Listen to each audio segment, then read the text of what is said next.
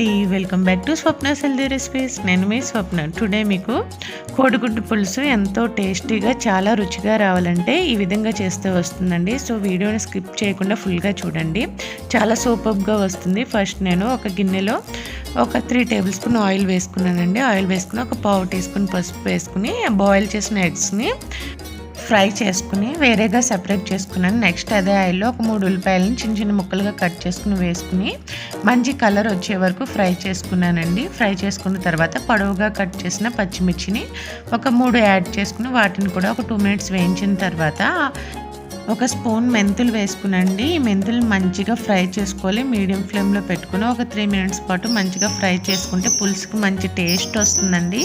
ఈ మెంతుల వల్లే పులుసు మంచి టేస్టీగా చాలా బాగుంటుంది. సో ఈ మెంతులను బాగా ఫ్రై చేసుకున్న తర్వాత నెక్స్ట్ కరివేపాకు రెమ్మల్ని కాడలతో సహా వేస్తున్నానండి. ఇవి వేసుకున్న తర్వాత మొత్తం అంతా చక్కగా మిక్స్ చేసుకోవాలండి. సో ఇలా కాడలతో వేస్తే మంచి టేస్ట్ వస్తుంది పులుసుకి. నెక్స్ట్ నేను ఇక్కడ కాశ్మీరీ రెడ్ చిల్లీ పౌడర్ వేస్తున్నానండి. ఈ కాశ్మీరీ రెడ్ చిల్లీ పౌడర్ వేయడం వల్ల మనకు పులుసు మంచి రెడ్ కలర్లో బాగా వస్తుంది. సో నేను ఇక్కడ 2 స్పూన్స్ వరకు వేసుకున్నానండి. వేసుకున్న తర్వాత టేస్ట్కి సరిపడా సాల్ట్ యాడ్ చేశాను. యాడ్ చేసి ముందుగా ఫ్రై చేసి పెట్టుకున్న ఎగ్స్ని వేసాను.